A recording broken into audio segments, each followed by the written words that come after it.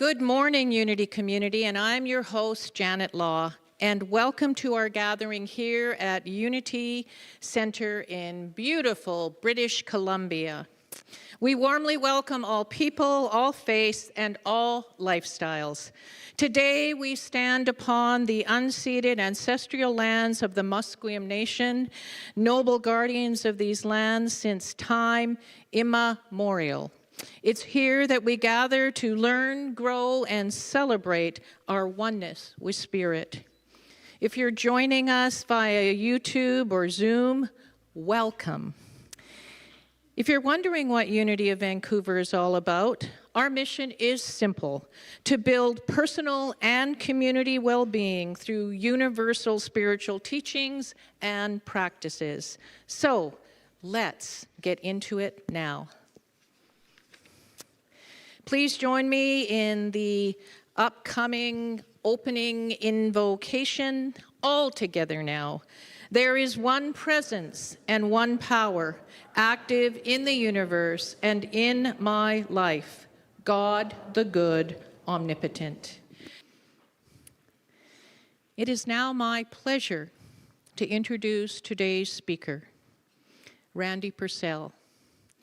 Loved by all here at Unity as an inspiration to all of us, a man who walks his walk and talks his talk. Truly remarkable individual. Randy Purcell is the author of Metaphysical Millionaires, A Guide to Enlightened Manifestation, which has a rating of 4.8 out of 5 stars from over 500 verified viewers on Amazon.com. and readers in 14 countries. Amongst other projects, Randy has built a world-leading software company, produced and distributed movies for Sony Entertainment and the Lifetime Network. He served as Unity Board President for over 10 years, and he continues to serve as a member of the Unity's management team. Please join me in welcoming Randy Purcell. Thank you.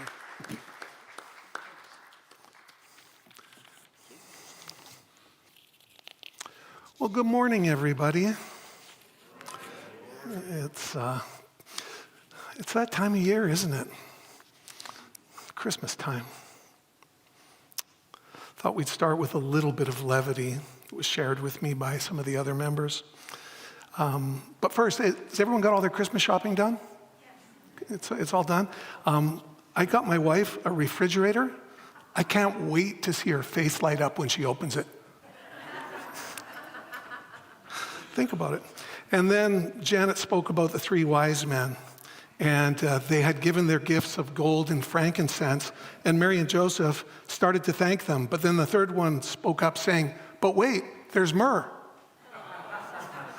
Anyways, it's not easy to find good Christmas jokes. That's the best we can do today, so, that's what you get. So it was interesting when Janet told me she was having difficulty finding a speaker for the 21st of December. And she really didn't have many other options. I'll share that with you right now. But I felt called.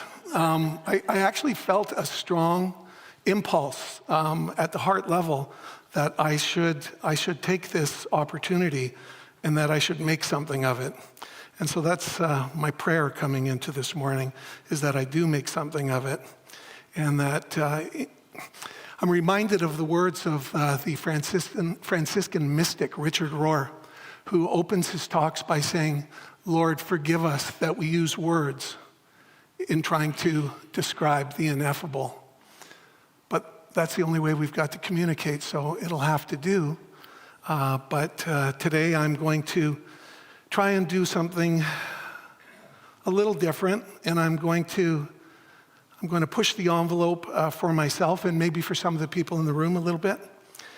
But I think that that's actually important at this time of year. So what is Christmas all about? Family, friends, and love? Absolutely, this is true, right? getting together with people that maybe you haven't seen that much during the year and remembering the bond of love that you have between you. And I think it's so great. It's such a wonderful thing. My wife Linda was going out yesterday, and she's been very busy and active socially over the last few weeks. Her birthday leading into Christmas. She's born in November. So I asked her where she was going. She's going out with friends to look at gingerbread houses. And I said, well, that's great. And it made me question some of my inner spiritual Grinch, which loves this time of year. But with each passing year, more and more, I come to feel that our spiritual path is really of the utmost importance. And I sometimes wonder how much priority it gets during the Christmas season. Like, do we really fully, deeply appreciate what it's about? And that is kind of what I want to speak to today. Because we're all aware, the marketing machine has co-opted Christmas so that most of us spend 9/10 of our time getting ready to fulfill these obligations that really have nothing to do with our spiritual path. These are customs and rituals and so forth. And as I said, I'm like literally chastising myself for in any way, shape, or form questioning the expressions of love that go on when we try to be our best selves and share that love with people. But ultimately, the spiritual path, and particularly the challenge of the teacher, Yeshua, was so much more than that. So what I came up with was, I love Christmas, I just wish it was at a different time of year. And I say that just only in slight jest. Because beside all of the parties, beside all of the eating, beside all the presents and the fun, Christmas time we can do two things at once. It doesn't have to just be one.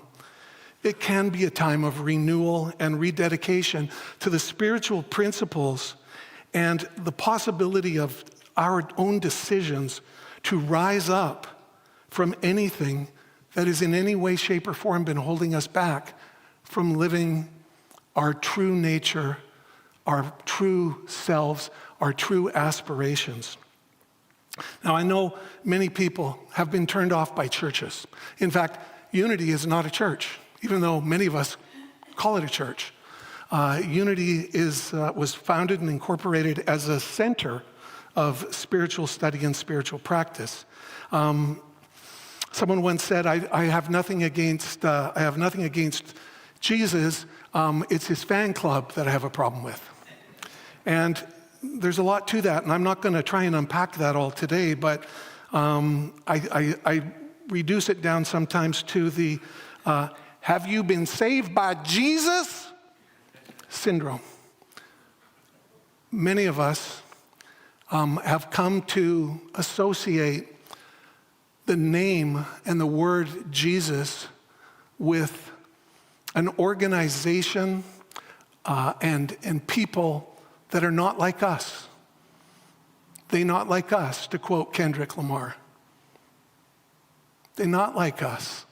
They've used the name Jesus for all kinds of things that Jesus would never have approved of. So what I want to do today is not try to reframe religion. That's not going to happen. But if I can, to reframe the teacher, Yeshua ben Joseph. Yeshua ben Joseph, meaning in the Hebrew, Yeshua, the son of Joseph. And I think it's very important to distinguish between Yeshua ben Joseph, the teacher, and what we call in Unity, or at least some of us, the cosmic Christ. This is the divine impulse that holds together every atom in the universe. And I almost hesitate that we call it the Christ, because it leaves out so many people who've never even heard the word, let alone understand it. And by its very nature, it invalidates any kind of claim that the Christ is alone the only way for one to really commune with God. But if we're going to examine this teacher, let's start with the elephant in the room question. Did Jesus even exist? How many people know the answer or think they know the answer? It's a very small number of people. And I think it's really, to me, as I was writing this talk, it became this profound thing that I realized, particularly in British Columbia, but more and more throughout the world. For many people, the Bible is now regarded as a fairy tale, a myth. At its best, with maybe some good morals and some lessons we can learn, but at the same time, all of those terrible things that are in the Bible, particularly in the Old Testament, like if your child is found to be gay, you should gather up all the neighbors and stone your child to death. And yet there are still churches preaching that every single word within the Bible is the perfected word of God. Clearly, it's not. And particularly, that would never be the recommendation of Yeshua. And I use that word Yeshua because I just don't want to use the word Jesus anymore. And for a fact of the matter, that's his name. That's what he was called 2,000 years ago. We changed his name in the 16th century, monks in England. And now everybody walks around calling him that. So for me, it's very convenient at this time for us to move back to his real name. Because to me, that brings us more close to what we're trying to actually connect with. So let's go back to the question, did Jesus really exist? Well, it's interesting. A book about almost 20 years ago, maybe about 18 years ago, came out called The God Delusion, written by Richard Dawkins, who is now the world's most famous and eminent atheist. He is kind of the leader of what is known as the militant atheist faction. They feel it very important to jump in as many places as they can and say that God doesn't exist. But there's another individual, and I got to get this in the right order. So let's go to the slide. This is Dr. John Lennox.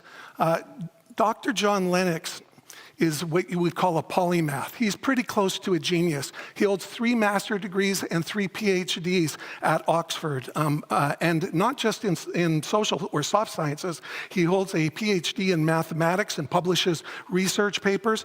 He also holds a master's and a doctorate of philosophy. And he also holds a master's in bioethics. He famously debated Richard Dawkins at Oxford on a number of occasions. And in the first debate, he really challenged Richard Dawkins on a statement that he made in the book that there are scholars today who debate the very existence of Jesus. And I'm not going to bring that up that as a video, because I'm just going to jump to the conclusion. Dr. Lennox challenged him in that debate and said, well, you wrote that in the book, and I'm wondering why you wrote that. Because you say lots of other things that are reasonable, but you said that there are historians that debate his existence. And I checked with all of the ancient historians, and he probably did. He probably called them all.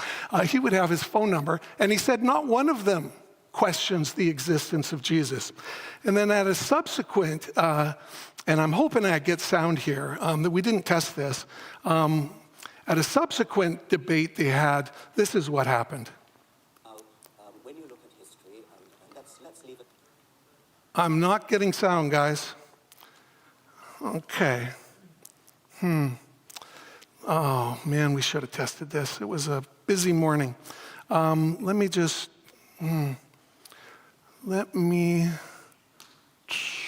output. Let me just check my sound settings, guys. Thank you for your patience. And yes, I know there's a meditation coming up, Janet. I can hear you thinking right now. So let us, preferences. Oh, come on, come on. System settings, okay, we'll do that. And let's go to sound.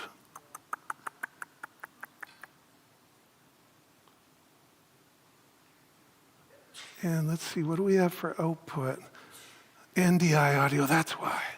Okay, let's try that again. Okay. So they had a second debate, and this is Richard Dawkins. What? Okay, here's the good news. That should work. I don't know, maybe I need to reboot. That's typically not the case with Mac. But we had the good sense to put subtitles on this video, so you'll be able to read it. And it's too bad, because I really wanted you to hear him in his own voice. Hang on, we got volume? Oh, volume there is, but it was up when I came in. Let's try. If you don't hear sound, just read the subtitles. When you look at history, and let's leave aside, maybe I alluded to this possibility. Some historians think Jesus never existed. I take it back. Jesus existed. That is Richard Dawkins, the preeminent atheist on the planet, who in a recent interview now tells people, yes, Jesus existed. And he's even going a little further. He's softening in his old age a bit, and he says, yes, I think he was probably a very charismatic teacher. And they said, well, do you think he's deluded, like the God delusion? He says, no, I don't think he was deluded. I think he knew what he was doing and that he was very smart. And then then's the big but. But I don't believe in miracles. Okay, so with that said, I want to go a little further here because, okay, so we've got and maybe for many of you, that would be enough. That the preeminent atheist, as well as one of the top minds in Britain, are very adamant that the historical record shows that Jesus lived. But let me just point out that the name, it appears in Roman historian Suetonius' work, Lives of the Caesars, where he writes, Emperor Claudius expelled the Jews from Rome since they constantly made disturbances at the instigation of Chrestus. And most people, historians, agree that they're referring to the followers of Jesus. Many scholars believe Suetonius misspelled Christus and was referring to the conflicts that arose within the Jewish community in Rome due to the spread of Christianity. But further, in Judaic sources, particularly Joseph and the Jewish Talmud writings, Josephus, the historian, writing in the late 1st century CE, mentions Jesus twice in his book, The Antiquities of the Jews, referring to him as Jesus who was called the Christ. In the Talmud writings, rabbinic texts compiled later, 3rd and 5th centuries and beyond, they do mention a figure named Yeshua who performed unusual acts described from the Jewish perspective as sorcery or magic and was executed on the Passover Eve. This figure in the Talmud is widely understood by scholars to be Jesus of Nazareth.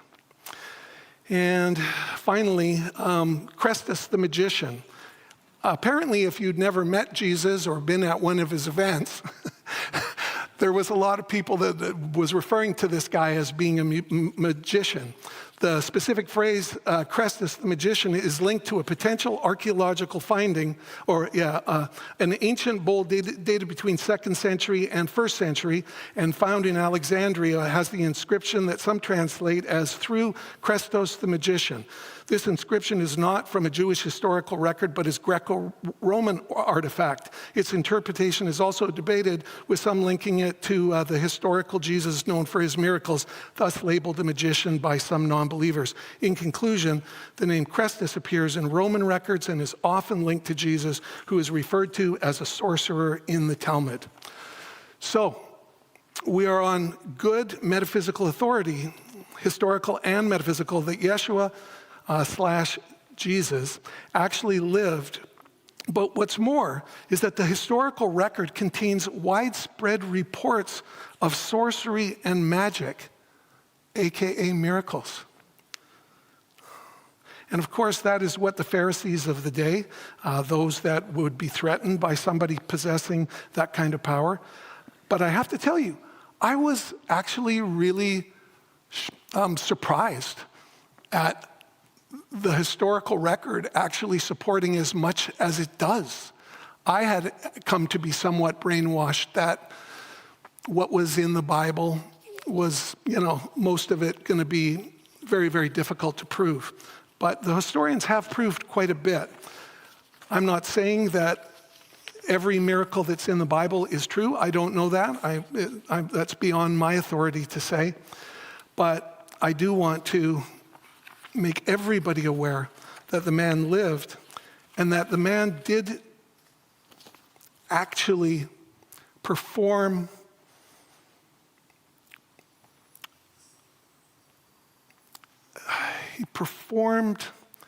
things that people took to be magic.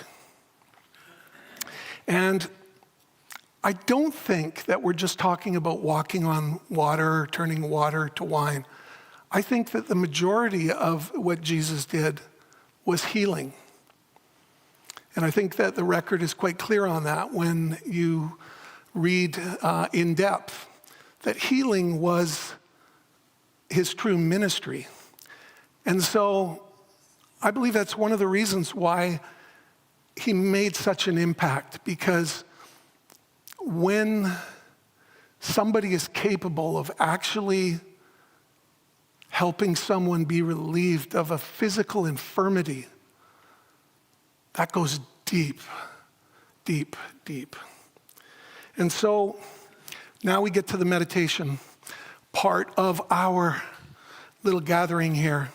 And I'd like everybody to just take a deep breath and release. And I want you to take another really deep breath and hold it for a second. And then let it out as slowly as you can. One more deep breath. And let it out as slowly as you can.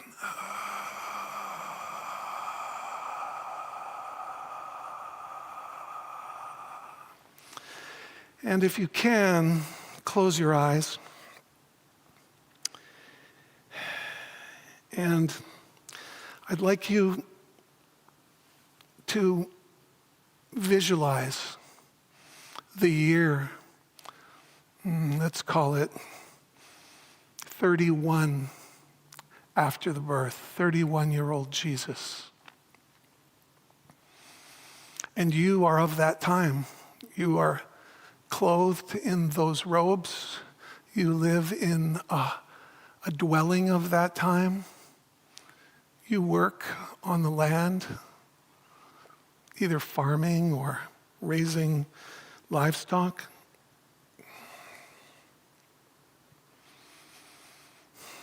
And you hear from traveling salesmen that there is a magician who is healing people.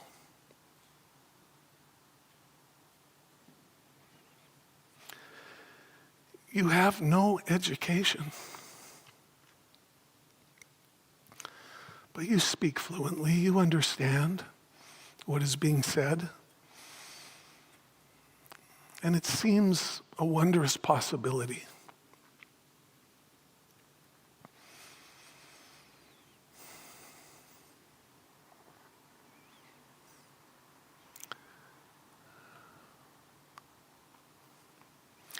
It's particularly meaningful to you because you have a daughter who's 5 years old.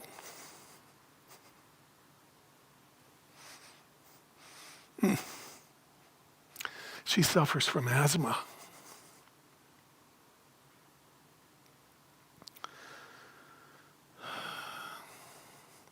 But there's no way that you can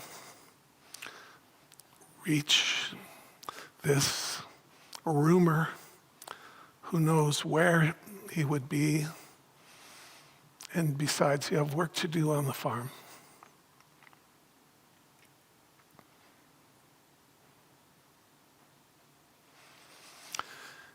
And then one day,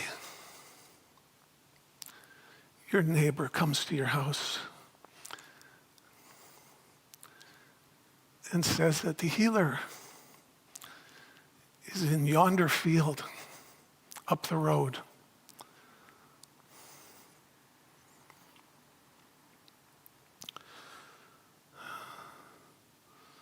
So you grab your 5-year-old daughter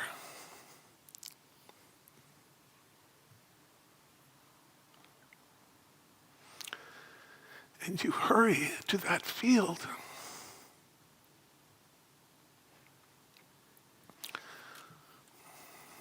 When you get there,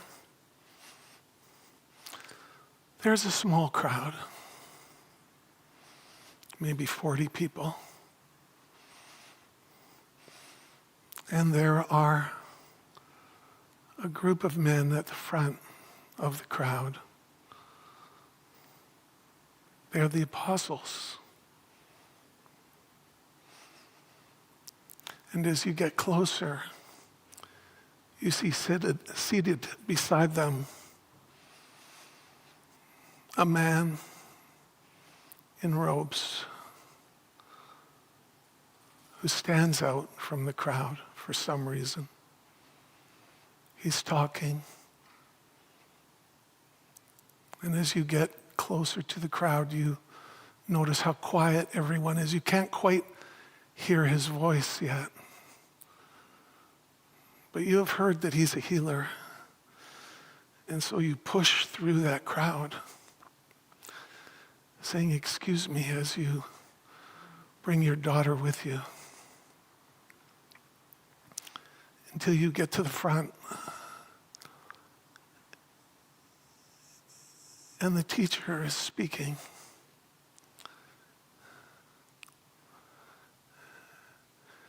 And he is saying such marvelous things.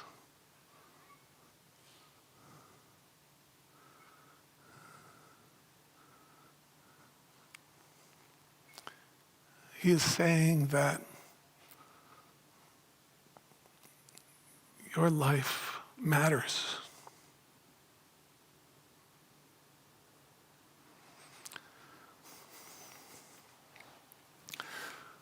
Though you may be a commoner, he says, God loves you most of all.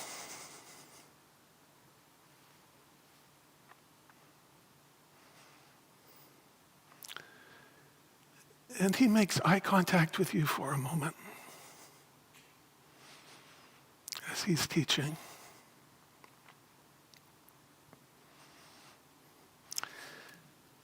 And as he finishes a sentence,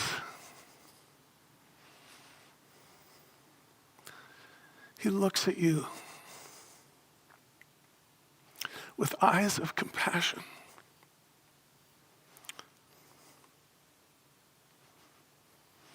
And he says, "What ails your daughter?"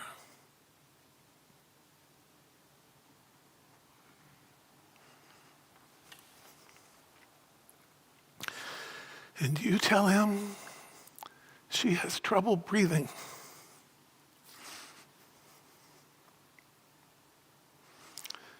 And he says, "Bring her nigh."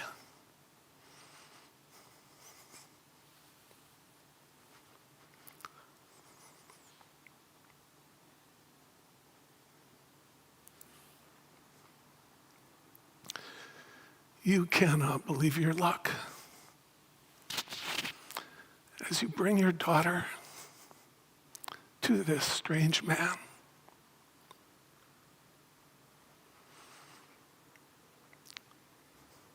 but you know he can heal her.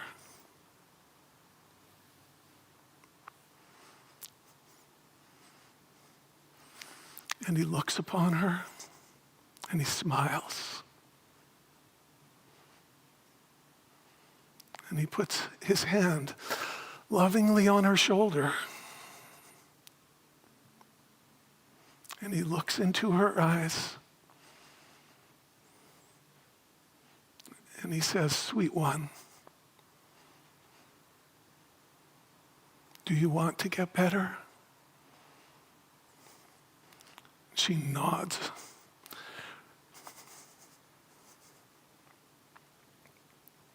And he says, "You are healed. Your faith has made you whole."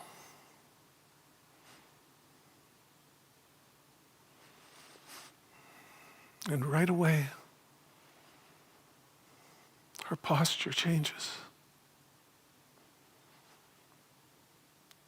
And her breathing becomes unlabored.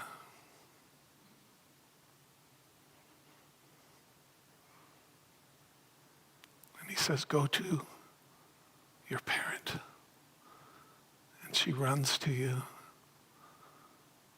And with tears streaming down your face, you embrace her. And the crowd is silent and then jubilant.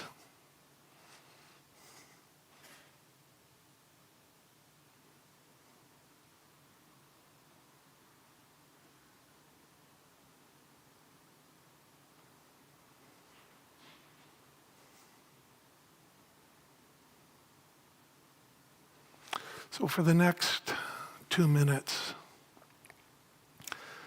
just meditate on having been there, having seen it, and on knowing that Yeshua, the teacher, did live, and that he was known for paranormal experiences.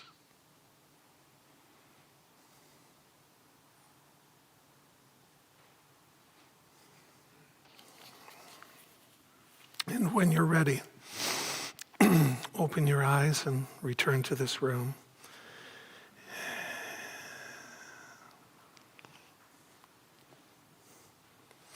So at Christmas, what we really celebrate is the life of someone who somehow managed to become fully one with God. Oneness with God. That is the good news, is that human beings, just like you, can become one with God. They say one of the first signs, for me actually, one of the most compelling signs that he had truly become one with God is that in what was considered complete blasphemy of the time, he began to speak and teach as if he was God. And I don't think that that was a choice. I think that he was connected to the cosmic oneness, to the God, the one power that we talk about. He was so fully connected that when he began to teach the universe, he translated the universal truths. And whether they're captured accurately in the Bible, I will leave to you. I don't believe half of the Bible, but the other half I think is awesome. Just FYI. They went into Capernaum, and immediately on the Sabbath, 12 years old, he entered into the synagogue and began teaching. And they, the rabbis and the congregants, were astonished at his teaching, for he taught them as one who had authority and not as the scribes. This is one of the first recorded responses of Jesus' public teaching in Mark. The people were astonished because the scribes and the Pharisees of the day always referred back to other people, always talked about, okay, I got this quote, I got that, this person did this prophet did that, but he had none of that. He just spoke from his heart, and his words pierced hearts and consciousness in a way that had never been before. Even Richard Dawkins believes that. So, as we will learn in the second portion, accessing Christ consciousness is not about being saved, but all about waking up to your true identity. Now, just a little short introduction, a little bit of personal testimonial. I had to ask myself, how did I originally get introduced to the Bible, to the Christmas, to the Yeshua story? And I'm sure my mother told me about it. But when I was 8 years old, I was walking down 11th Street at Fir Avenue. And I was with about 4 or 5 other 8-year-olds. We were all just walking down the street coming home from school. And a priest walked out and stood on the sidewalk in a long black robe and said, "Hello, boys." And we said, "Hello." And he said, "Would you like to learn about the Bible?" And we looked at each other and we said, "Okay." He said, "Come on in." And he took us 5 kids into the church, into the basement. It's very similar to what we have down on the lower level, little linoleum floor, chairs in a circle. And he said, "Here, let me read you some stories from the Bible." And he started with Daniel in the lion's den. Now, for us little ruffian boys, this was the greatest story ever. He was put into a den with lions, but God saved him. And so, at my earliest learning of the Bible, I came to view Jesus as a superhero. It was just like the only thing an 8-year-old's mind could do with walking on water and parting the Red Sea. And that was the greatest thing ever that minister did, was he didn't teach us any sin. He didn't teach us about the devil. All he taught us about was Jesus doing miracles. That's all he taught us about. And that, I believe, is probably where we should start with all kids today. It would be a lot less traumatic. So I still remember him asking the circle. I think it was when Jesus walked on water. Why was he able to walk on water? And I put my hand up and I said, "Because he was the Son of God." And he said, "Right." And I felt like, wow, I had really scored a point with this guy. So, that's the child.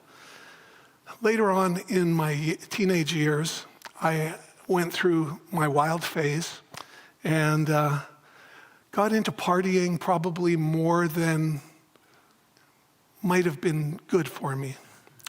And I was using some form of intoxicant almost every day for a couple of years. And I had 2 very close friends, and they were the same. And of course, we had a bigger circle of friends, and they were the same. But it wasn't fulfilling me. I was feeling very empty at the end of every night. I would just feel like it was just getting worse and worse. It was gnawing at me that I wasn't in the right place. I wasn't doing what I was meant to be doing. And yet I felt kind of immobilized by the use of intoxicants. And my 2 best friends were starting to use harder and harder drugs and had convinced me to go up a level. Fortunately, I couldn't afford that. But I was still almost influenceable. But I made this decision one night. No, I'm done. I'm not doing drugs anymore. Period. I'm just staying home. And I just stayed home and I stopped seeing my 2 best friends. And within 1 year, both of them were heroin addicts.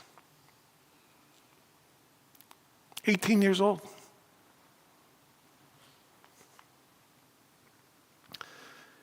And I always remember on that night that I quit the drugs, I picked up a Bible and I opened it to a page. And every page that I opened it to spoke directly to my heart. It was like some mystical event where every page I turned to gave me some kernel of truth. And I believe that that is what gave me the power to quit drugs at 18 years old. And it saved my life. And I know there's people in this room that have experienced the power of God in their lives. I know there's people in this room who've had cancer and been cured.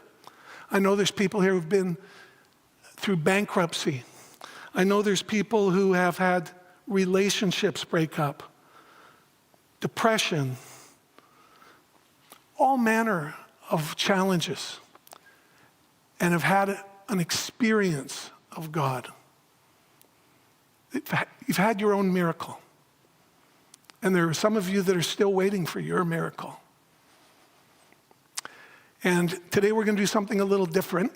And I'd like to call our prayer chaplain, Marina Marcos, to the front to sing a song that I find deeply, deeply moving with Nathan.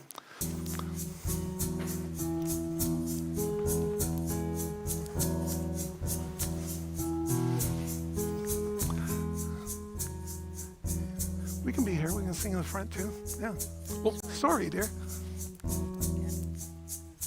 All my life I've been carried by grace.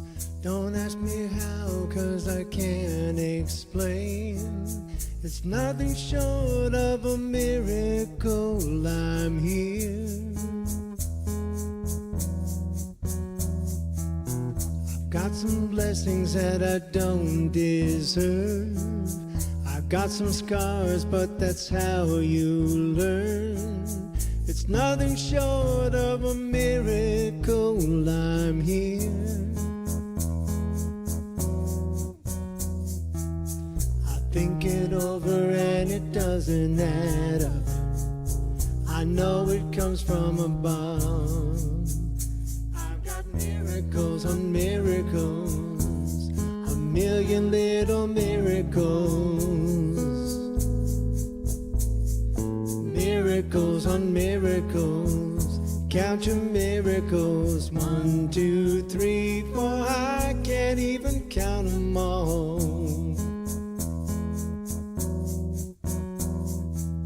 You held me steady so I wouldn't give up.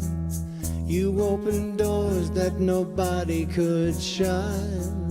I hope nobody ever opened what you've done. I wanna live with an open heart. I wanna live like I know who you are. I hope I never get over what you've done.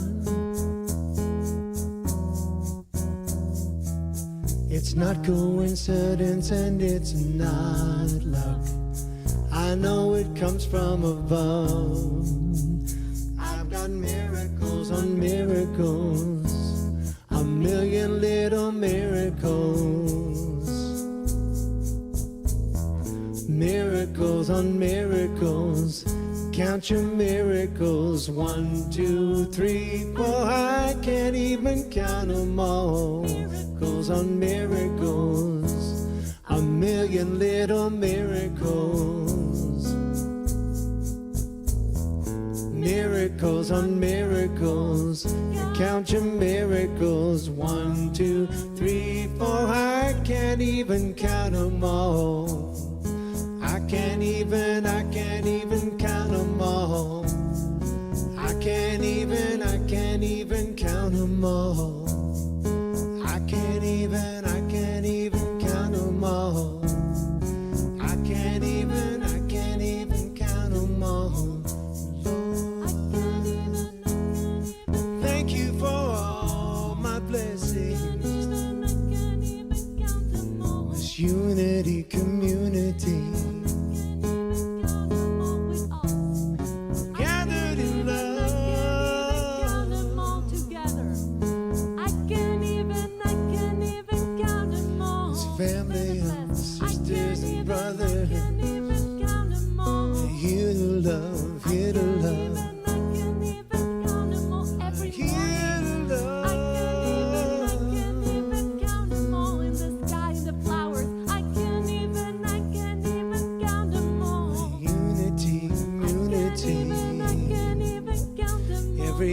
aspect of creation.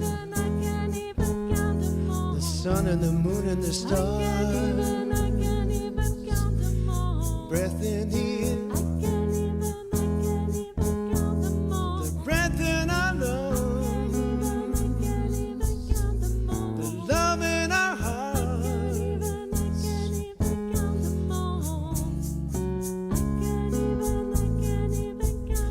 I've got miracles on miracles, a million little miracles. Miracles on miracles, count your miracles. 1, 2, 3, 4, I can't even count them all. Miracles on miracles, a million little miracles. Miracles on miracles, count your miracles. 1, 2, 3, 4, I can't even count them all. 1, 2, 3, 4, I can't even count them all. 1, 2, 3, 4, I can't even count them all. 1, 2, 3, 4, I can't even count them all.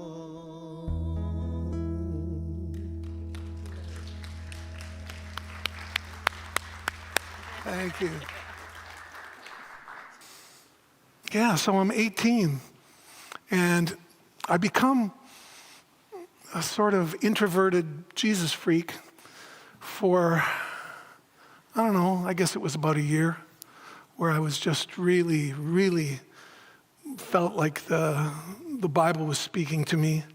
And I still always selectively, I tried to get allegorical meanings wherever possible, but there's just some stuff you can't reconcile in the Bible. And I really wanted to focus on this guy, Yeshua, this teacher. Like, how did he become that? How did he get to that place where he was able to be so remarkable? And unfortunately, the Bible lost some pages, because it tells you everything about him up until he's about 12, and then the book picks up at age 30. So from 13 to 29, which you would think it was the core of his spiritual sort of indoctrination, his process, his practice, now we're going to be blank on that. But you know what? You can come on Sunday. I just feel the whole thing. There's a certain corruptness to the machine of religion. And Charles Fillmore was a big critic. Charles Fillmore, the founder of Unity, said he felt that within 300 years of Christ's death, Christianity had been destroyed. And he took particular exception with St. Augustine, who basically put an edict out in the Roman Catholic Church that if it isn't in the Bible, it doesn't exist and it's blasphemy. So we try to come from a little bit of a different place, where we believe that if God was saying things to people back then that were really important, why would he have stopped? And so we believe that what God is saying today in our hearts could be just as important as anything that has been said in the past. So, because the Bible did not have a real serious course of instruction for becoming or coming into Christ consciousness, I started to look to other places. And if we could, just a second, I've got to make sure that I get it up on the screen properly here. This one won't have an audio, so it won't be a problem.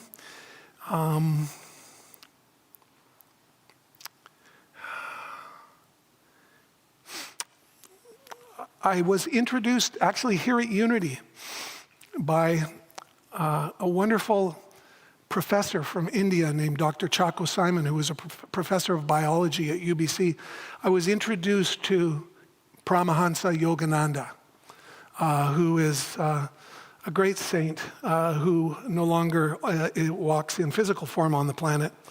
And it's interesting my path, because I got into Paramahansa Yogananda, read his book. Again, that lifted me up at certain levels in consciousness.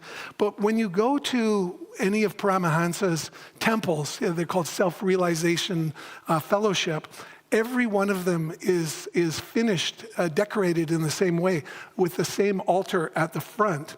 And this is what if you can go ahead, Adrian, and put it up on the screen. This is the altar, the top half of this picture. I'm sorry. I got to put it, let me put it in full mode. There we go. So you can see that it has what is the lineage of gurus that led to Paramahansa, but his two preeminent gurus are Krishna and Jesus. And actually, Jesus is the first one in the net, but they're all under one. And the mind, Jesus is the first one. I'm still doing it. But the reality is that even when I sought to go to Eastern sources, they nudged me back towards Jesus. And it turns out Paramahansa, as his teaching evolved, he more and more began teaching Christ consciousness. I mean, probably to put it in language that North American audience could understand. But this quote I thought was meaningful for us. This quote is very. It's probably good to leave you on, because I'm looking at the times, 12:04. We've covered a lot of ground. Paramahansa wrote, "Each year at Christmas time, there are stronger than usual vibrations of Christ love and joy that emanate to earth from heavenly realms." Now, in a non-dual language, believing in heavenly realms or believing in something coming from above is not thinking God's outside of you, because nothing's outside of you. You are one with the universe. There are different qualities, different aspects to this physical reality in which we live. So he's not preaching heaven up above in the clouds with God touching down from above. The ether becomes filled with the infinite light that shone on earth when Jesus was born. Those persons who are in tune through devotion and deep meditation feel in a wondrously tangible way the transforming vibrations of the omnipresent consciousness that was in Christ Jesus. Paramahansa Yogananda. And so we went from there. And I'm going to kind of change. I'm not going to deliver 100% on what was the description in the email, but I am going to close it the way that it should be closed, today's talk. After I had learned everything that I could, and that's, I'm sure there's still much more that I could learn from Paramahansa Yogananda, I went looking for another teacher, which is when I got deeply into Ram Dass. And Ram Dass and a whole group of North Americans, including Canadian Raghu Marcus, lived and studied and practiced at Neem Baba Karoli's ashram. They called him Maharaji for short. And the story is told of this young man, probably about 22 years old, named Raghu Marcus from Montreal, who went to India because he had been inspired by some of Ram Dass's talks, and he wanted to meet Neem Baba Karoli. And the first time that they were together in sort of a satsang configuration, a group of people all sitting with the teacher, and Raghu Marcus, it's his first time with Maharaji, and he asks him, he thinks, I need to ask a question, something spiritual, and he says, Maharaji, could you teach me how to meditate? Could you teach me how to meditate? And he's thinking, I want to get a mantra from the guru. He'll give me a mantra, and then I'll be able to really meditate and get high consciousness. And Maharaji said, Oh, that's easy. Meditate like Christ.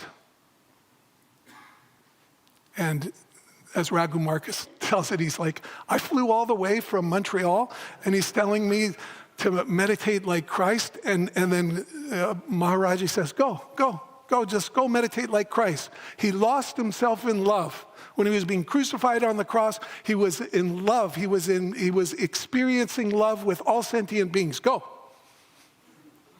So Raghu Marcus went to the back of the hall, and where some of the other guys were, and they're like, so what, did you have a good meeting with Maharaji? He goes, well, he told me to meditate like Christ. And they were all like, we never heard that one before. And the next day, Ram Dass came. And so they said to Ram Dass, hey, they told this new guy, or Maharaji told the new guy to meditate like Christ. Has he ever explained that to you? And Ram Dass goes, no, I'll go ask him. And so they said, we'll come with you. So they all went with him, and they went to Maharaji, and Ram Dass said, you know, you told the new guy to meditate like Christ. How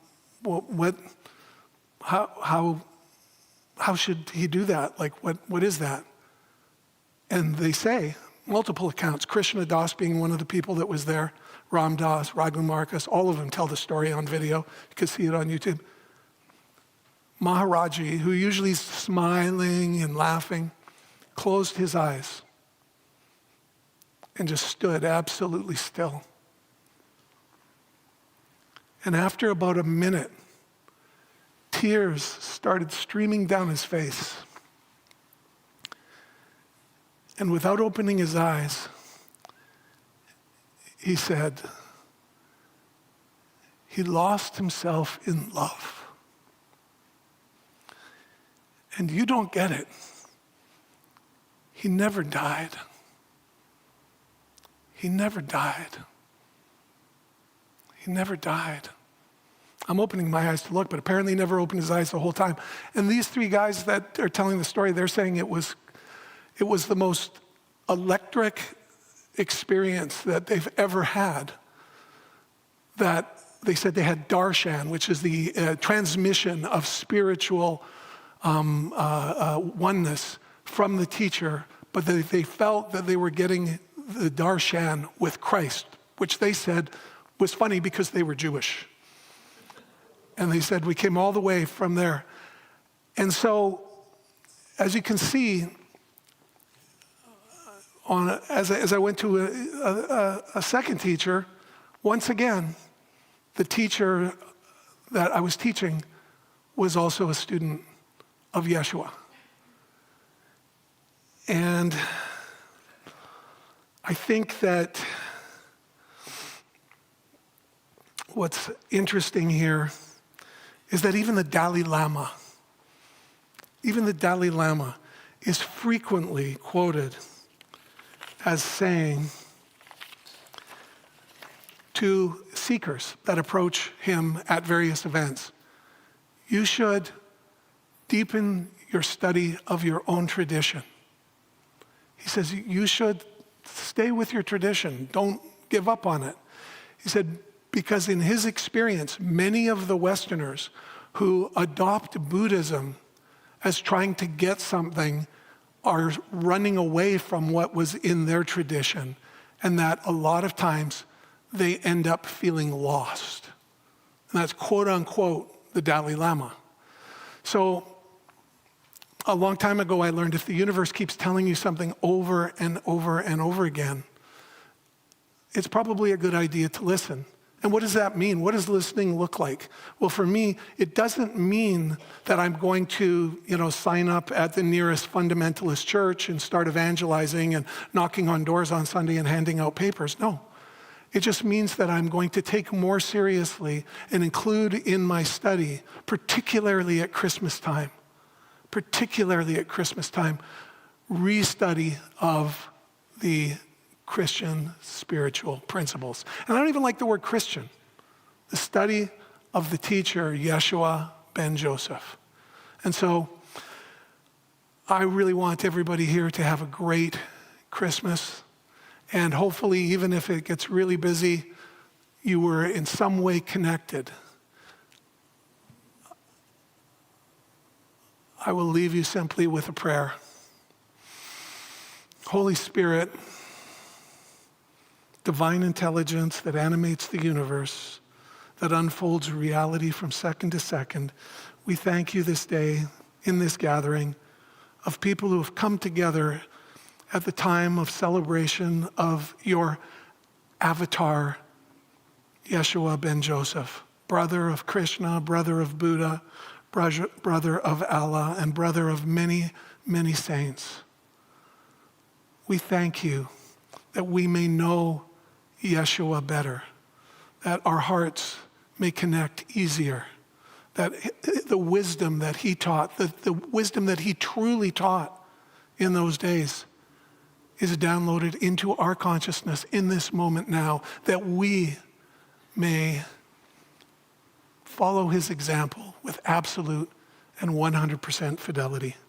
Holy Spirit, we're so grateful for this life. We're so grateful for all the miracles. We're so grateful for one another.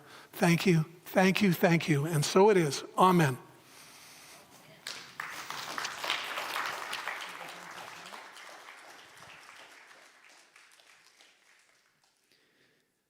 Do we still have time for a song? Yes? All right.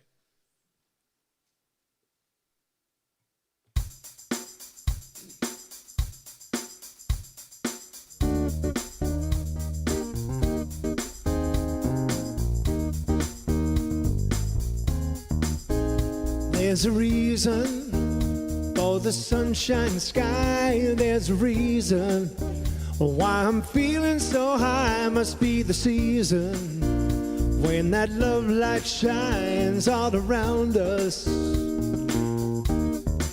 So let that feeling grab you deep inside and send you reeling when your love can't hide, and then go stealing through the moonlight, singing softly.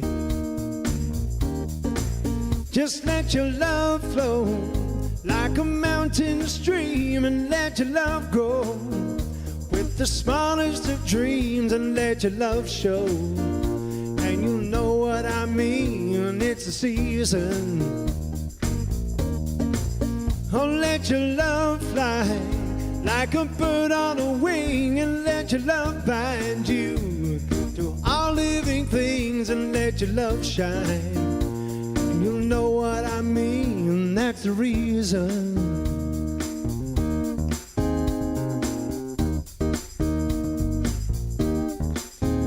There's a reason for the warm, sweet nights, and there's a reason for the candle lights. Must be the season when those love lights shine all around us. So let that wonder take you into space and lay you under its loving embrace. Just feel the thunder as it warms your face. You can't hold back. So let your love flow like a mountain stream, and let your love grow with the smallest of dreams, and let your love show.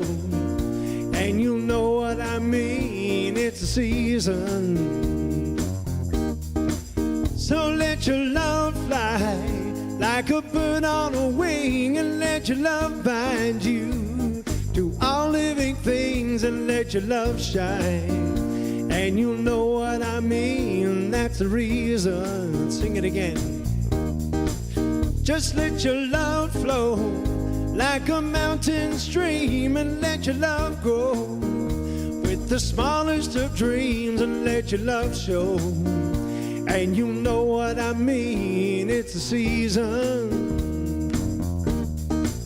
Just let your love fly like a bird on a wing, and let your love bind you to all living things, and let your love shine. And you'll know what I mean, that's the reason.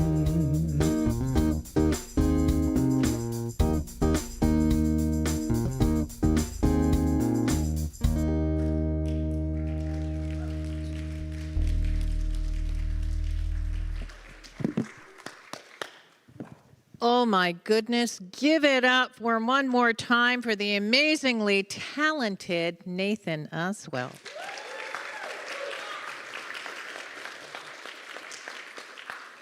And thank you, Randy, for such an incredible talk. Oh my goodness. Christmas time, and to have some history and context around what Christmas really is and what was actually taught and the teachings of Christ consciousness. Wasn't that amazing? Wow. We are all filled with infinite light, and thank you, Randy, so much for sharing how we can all do that and how we can continue to do that, not only during this holiday season, but every day. Thank you, thank you, thank you. Another round for Randy.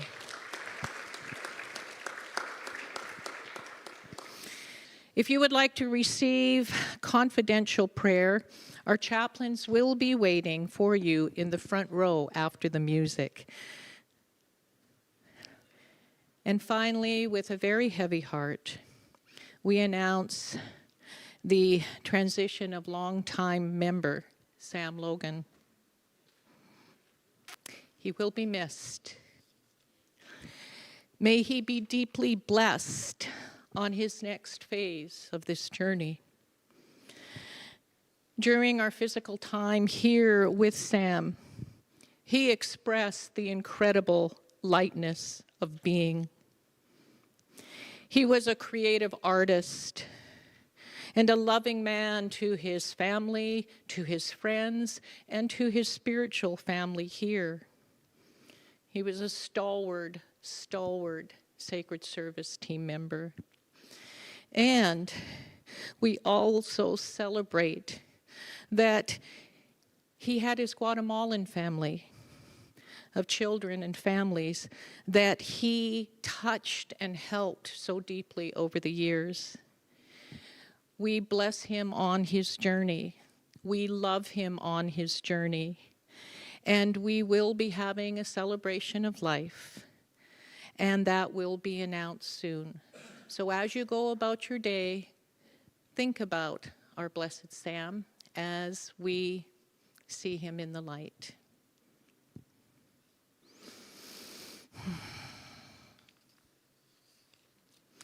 We also have our Course in Miracles group that will be taking a little bit of a break. And there we go. This is what I need to know. First of all, we want to make sure that you know about our burning bowl ceremony, and we finish every year with a beautiful and nurturing release ceremony. Join us at our regular service next Sunday to partake in the burning bowl ceremony. This will help you clarify what you intend to let go of for the new year, and we will open our hearts to let it all go so we can joyfully create a brand new life. To support and release and also welcome you back on January the 4th for a special White Stone Sunday celebration. We will do a meditation experience and we'll be leading you into a word or a phrase from your divine self, symbolizing a new start for the new year. Starting on Monday, January 5th, we are returning to the beginning of our Course in Miracles daily lesson group. And if you missed last year and simply want a fresh start, this is an opportunity to begin the workbook from Lesson 1 in a supportive community. Each week, you'll complete your daily lessons on your own and then come together to review, to reflect, and to integrate the insights as a group. This is a practical and encouraging way to stay consistent, deepen your understanding, and walk the course alongside others who are committed to this growth. During the first gathering on Monday, January 5th, we will be discussing the lessons from January 1st to the 5th, and we'll continue to meet every Monday from 11 to 1 p.m. in the lower level. Always, our mastermind prayer group happens every Sunday before the service at 10 a.m. downstairs in the meditation room. And this group offers a powerful opportunity to move beyond any challenge and align with goals through the practice of unity principles. Reflective roundtable will be held every Sunday after service downstairs. We are not having one today because we have our wonderful potluck, but be sure to join us again next week. Reflective roundtable will begin in the basement, and we look forward to having you there. This is a gentle, open space to explore the themes of today's service in conversation with others. You're invited to share these reflections, listen deeply, and take in the richness of diverse perspectives. So, can we please affirm our prayer chaplains today? Margaret McLeod, Melba Burns, Raymond Lancaster, and Carolyn Conlin, who I think is here but was supposed to be on Zoom. Can I have you all stand, please?